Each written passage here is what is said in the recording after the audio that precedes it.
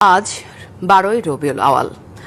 মানবজাতির পথ প্রদর্শক মহানবী হযরত মুহাম্মদ সাল্লাল্লাহু আলাইহি ওয়াসাল্লামের জন্ম ও ওফাতের দিবস। দিনটি মুসলিম উম্মার কাছে পবিত্র ঈদে মিলাদুন্নবী নামে পরিচিত।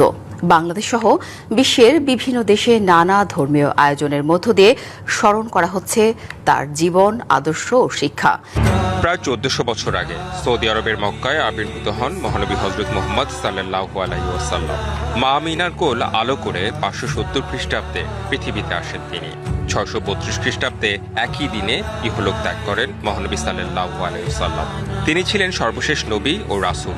তাওহীদের বাণী নিয়ে সারা পৃথিবীতে মানুষদের আহ্বান জানান শান্তি, ন্যায় ও মানবতার পথে।